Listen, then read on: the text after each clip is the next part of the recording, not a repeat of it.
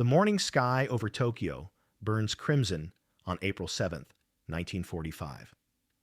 Captain Masao Suenaga adjusts his leather flight gloves inside the cramped cockpit of his Ki-84 Hayate fighter, the most advanced aircraft in the Imperial Japanese Army Air Force arsenal. At Chofu Airfield, 20 miles west of the capital, he can hear the distant rumble that has become all too familiar. Another wave of American B-29 superfortresses approaching from the south. But something is different today. Suenaga's radio crackles with confused voices from ground control.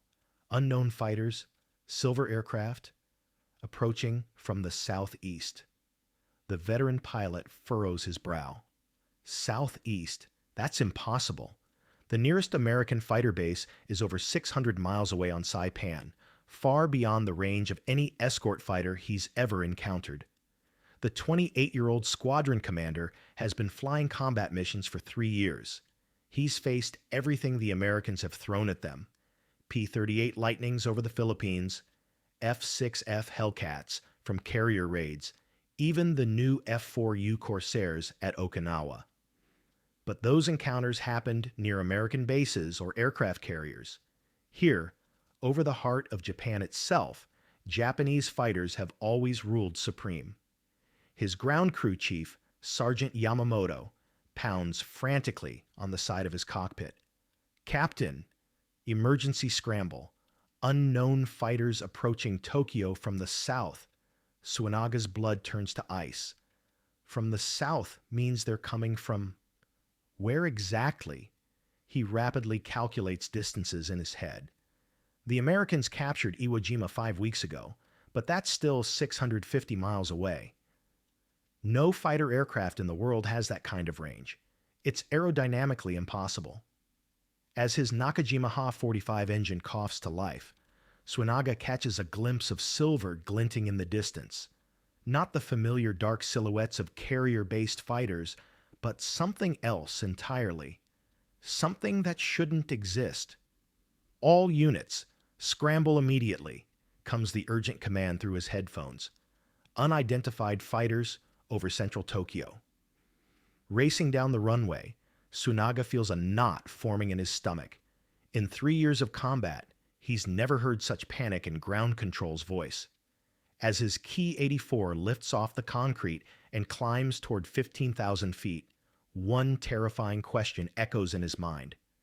How did American fighters get all the way to Tokyo? What Captain Suenaga doesn't know, what no Japanese pilot could possibly comprehend in this moment, is that he's about to witness a revolution in aerial warfare that will shatter everything he believes about range, endurance, and what's possible in fighter aircraft design. The silver aircraft streaking toward Japan's capital represent not just a new airplane, but the death knell of Japanese air superiority over their own homeland. The age of the P-51 Mustang's very long-range missions has just begun. To understand the shock coursing through Captain Suenaga's veins, you have to grasp what Japanese pilots knew about fighter aircraft in April 1945. Every fighter they'd ever encountered followed the same immutable laws of physics. More range meant less performance, more fuel meant fewer weapons. Longer missions meant sitting ducks, limping home on empty tanks. The Japanese themselves had mastered this cruel equation. Their legendary A6M0 achieved its famous range by sacrificing armor, self-sealing fuel tanks, and pilot protection.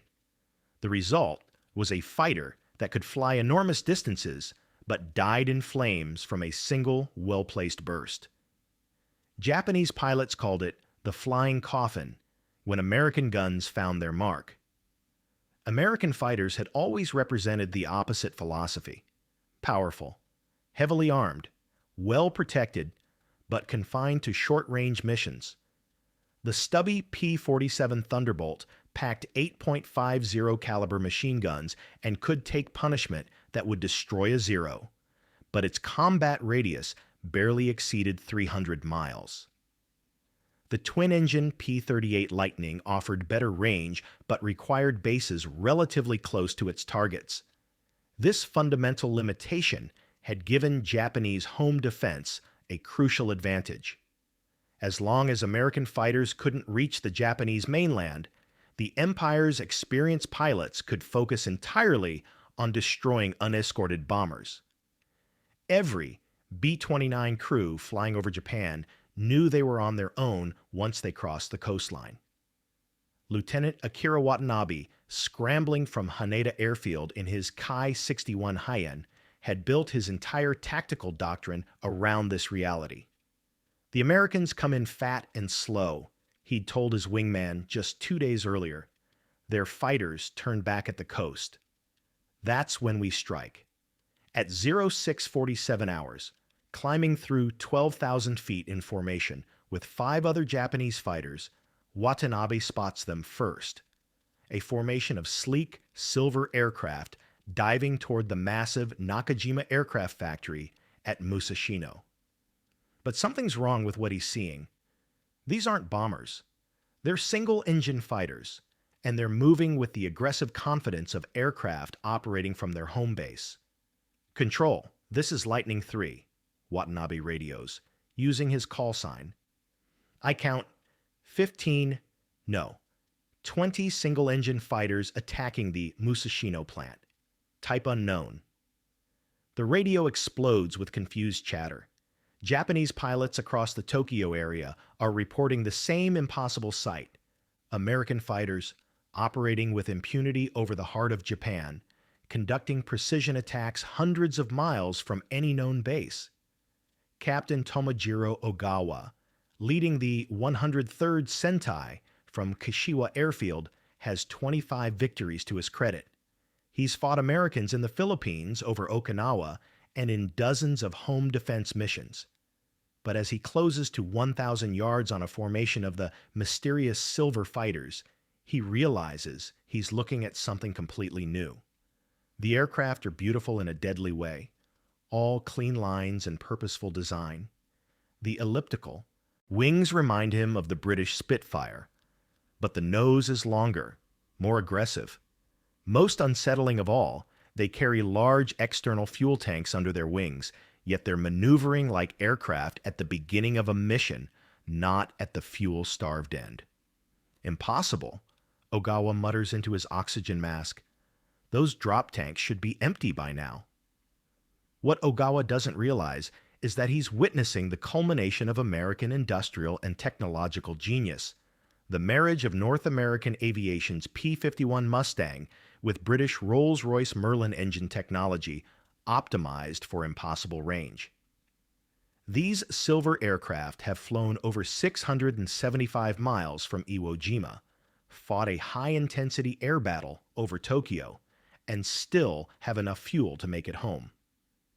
The P-51D Mustang's internal fuel capacity of 184 gallons, combined with 2 108-gallon external tanks, and the Merlin V1650's remarkable fuel efficiency, has created something the Japanese never imagined possible.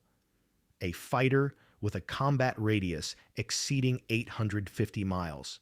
Flight Sergeant Kenji Nakamura, diving his Ki-84 toward the American formation, feels his worldview beginning to crumble.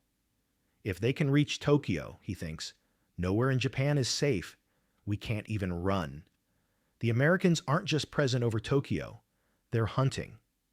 The lead Mustang pilot, Major Robert W. Moore of the 15th Fighter Group's 45th Squadron, has spotted Ogawa's Ki-84, climbing toward the bomber stream, and banks sharply to intercept. What follows isn't the fuel-conserving, defensive engagement Japanese pilots expected from long-range intruders. It's aggressive, confident, predatory flying. Moore's P-51D, still carrying 200 gallons of fuel, despite the 700-mile journey from Iwo Jima, accelerates in a power dive that would be suicidal for any normal long-range fighter.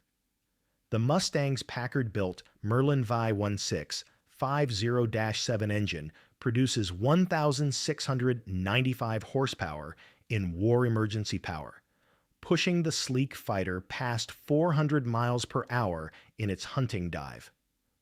Ogawa, Realizing the impossible is happening, brakes hard left and dives for the deck. Behind him, Moore's Mustang follows effortlessly, its abundance of remaining fuel allowing aggressive maneuvering that defies everything Japanese pilots know about long-range fighter operations.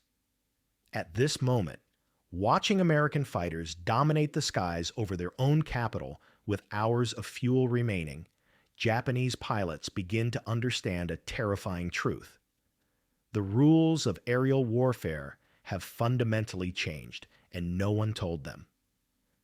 The engagement begins at 0658 hours over Musashino, and within seconds, Captain Masao Suenaga realizes he's fighting ghosts, aircraft that shouldn't exist, performing maneuvers that defy logic, flown by pilots who should be desperately conserving fuel for the impossible journey home. Instead, the P-51 Mustangs are hunting. Major Robert W. Moore's voice crackles through his radio to his wingman. "Blue Flight, drop tanks now. We've got company."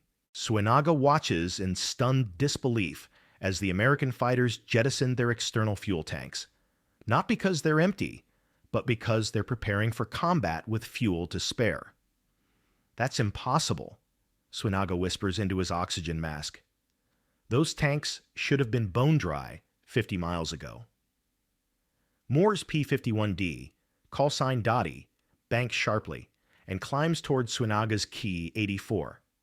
The Japanese pilot instinctively turns to meet the attack head-on, a tactic that has served him well against fuel-starved American fighters in previous encounters. But as the Silver Mustang approaches, Suenaga notices something that makes his blood freeze. The American isn't flying like a pilot at the end of a 700-mile death march. He's flying like he's operating from his home field. The two fighters close at a combined speed exceeding 700 miles per hour. Suenaga opens fire first, his two 12.7 millimeter machine guns and two 20 millimeter cannons reaching out toward the approaching Mustang. Orange tracers streak between the aircraft as Moore responds with a devastating burst from 6.50 caliber machine guns, each firing 850 rounds per minute. At the last second, both pilots brake, Suenaga to the right, Moore to the left. But instead of extending the engagement to conserve fuel, as every long-range fighter pilot must do, Moore immediately reverses into a climbing left turn, chasing Suenaga with the aggressive tenacity of a pilot who has hours of combat endurance remaining. "This is insane," Suenaga pants into his radio, pulling 5 Gs in a desperate climbing turn. How much fuel do these aircraft carry? What Suenaga doesn't know is that Moore's P-51D started its mission with 400 gallons of fuel, more than twice what the Japanese pilot has ever seen in a single-engine fighter. Even after flying 675 miles from Iwo Jima, the Mustang still carries 200 gallons, enough for an hour of high-intensity combat and the long flight home. 3 miles away, Lieutenant Akira Watanabe finds himself in an even more desperate situation. He's engaged 2 P-51Ds simultaneously, and they're coordinating their attacks with a precision that speaks of endless training and absolute confidence in their aircraft's capabilities. "Control, this is Lightning III," Watanabe broadcasts frantically. "These fighters, they're not running. They're not conserving fuel. How is this possible?" Captain John B. Hampshire, leading the second flight of Mustangs from the 506 fighter group, has heard the question that every Japanese pilot is asking. Speaking to his wingman, Lieutenant Robert Carr, Hampshire's voice carries across the radio frequencies. "They don't understand, do they? We can stay and fight. We can stay and hunt. We can reach anywhere in their empire and still make it home." The psychological impact on Japanese pilots is immediate and devastating. Everything they've built their defensive strategy around, the assumption that American fighters must turn back at the coastline, has just been shattered by aircraft performing impossible feats 650 miles from their base. Watanabe, his Ki-61, he and damaged by repeated hits from .50 caliber bullets, makes a fatal mistake. Assuming the Americans must be critically low on fuel, he extends the engagement, trying to outlast them. Instead, Hampshire's P-51D, flying with the confidence of a pilot who knows he has fuel for hours more combat, closes methodically and delivers a killing burst into the Japanese fighter's engine. The Kawasaki Ha-40 engine explodes in a geyser of oil and coolant. Watanabe's last radio transmission, picked up by ground stations across Tokyo, captures the moment of realization. They're not leaving. They're not running out of fuel. How did they get here?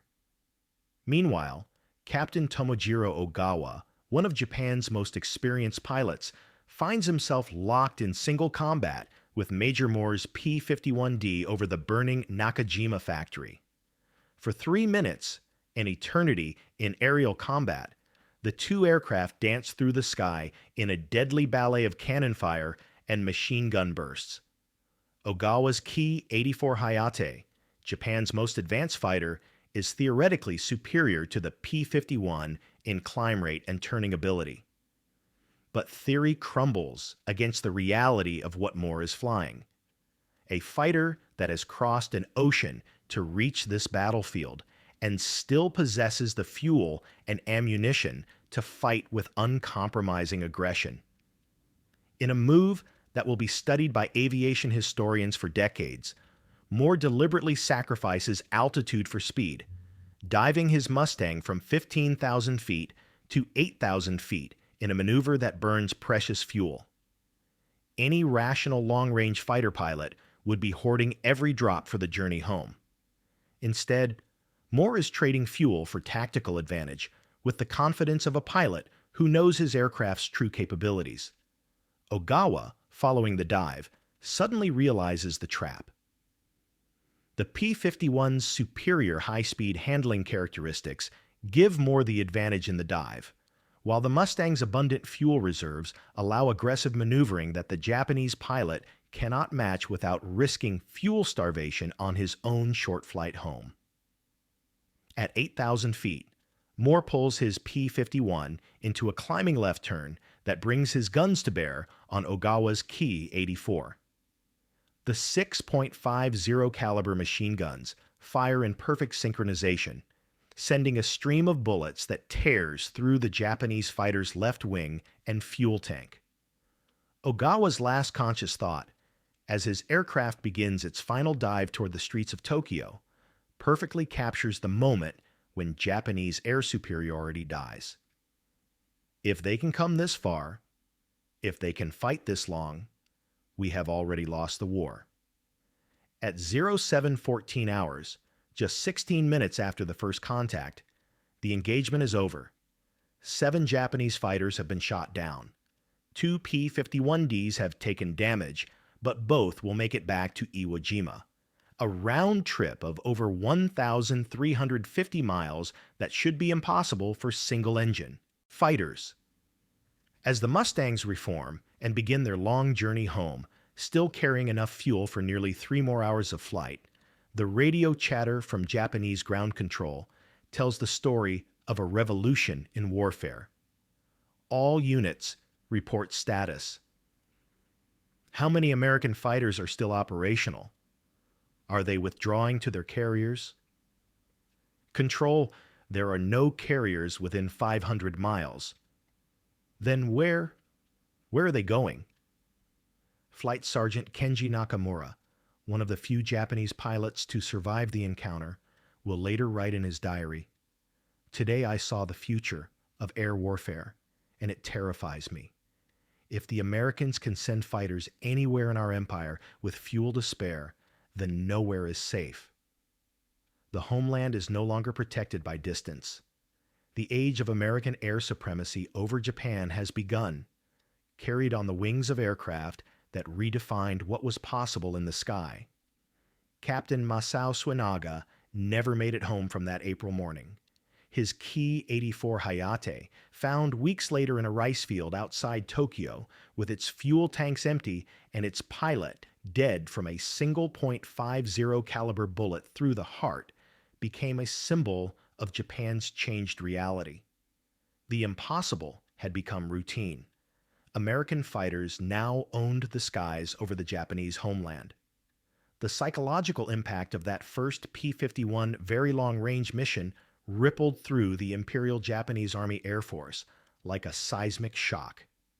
Flight Sergeant Kenji Nakamura, one of the few survivors of the April 7th engagement, captured the moment in his diary. "We have spent 3 years learning to fight Americans who must turn back at our coastline. Now they come and go as they please, with fuel to hunt us like rabbits in our own sky." Within days, Japanese defensive strategy underwent a fundamental transformation. No longer could pilots rely on the sanctuary of distance.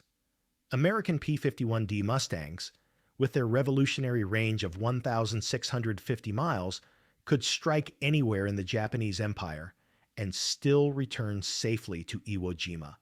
The mathematical certainty that had protected Japan's industrial heartland, that no single-engine fighter could cross such vast distances, had been obliterated by American engineering genius. The numbers tell the story of Japan's new nightmare. Between April 7th and August 15th, 1945, P-51 Mustangs flew 51.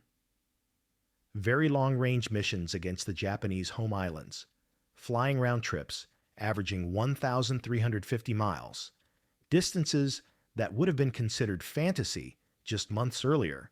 American fighters claimed 341 Japanese aircraft destroyed for the loss of only 62 P-51s. But the true devastation wasn't measured in aircraft shot down. It was measured in the collapse of Japanese pilot morale. Master Sergeant Isamu Sasaki, a veteran pilot who survived the war with 38 victories, later recalled, "After April 1945, we stopped believing we could win. If the Americans could send fighters from Iwo Jima to Tokyo with fuel to spare, what else could they do? Where could we hide?" The P-51 Mustang had achieved something beyond military victory. It had created a revolution in strategic thinking. The Merlin engine's fuel efficiency, combined with the Mustang's aerodynamic perfection and massive internal fuel capacity, had rewritten the rules of aerial warfare. Japanese pilots, who had spent years exploiting the fuel limitations of American fighters, suddenly found themselves outranged, outgunned, and systematically hunted over their own territory. Captain Tomojiro Ogawa's final words, recorded by ground control before his Ki-84 crashed into Tokyo Bay, became prophetic. "If they can come this far, we have already lost the war." He was right. The ability to project fighter power across vast distances had shifted the strategic balance irrevocably. Japan's aircraft factories, previously protected by geography, became regular targets for precision fighter attacks. The Japanese attempt to counter this new threat only emphasized their desperation. By summer 1945, experienced pilots like Warrant Officer Kenji Fujimoto were attempting to ram B-29 superfortresses, not from samurai honor, but from the practical reality that traditional tactics had become useless against enemies who could appear anywhere with unlimited endurance. Today, the P-51 Mustang's very long-range missions stand as one of history's greatest examples of how technological breakthrough can fundamentally alter the course of warfare. Modern military analysts still study those impossible flights from Iwo Jima to Tokyo as textbook examples of how range, endurance, and strategic reach can become decisive weapons. The silver Mustangs that shocked Japanese pilots over Tokyo on April 7, 1945, didn't just win air battles. They redefined what was possible in the sky. They proved that with the right combination of engineering brilliance and tactical innovation, the impossible becomes inevitable. The next time you see a P-51 Mustang in a museum or at an air show, remember Captain Masao Suenaga's final question: how did they get here? The answer changed the world. What impossible missions do you think could reshape warfare today? Let me know in the comments below. And don't forget to subscribe for more incredible stories from World War II's most dramatic moments.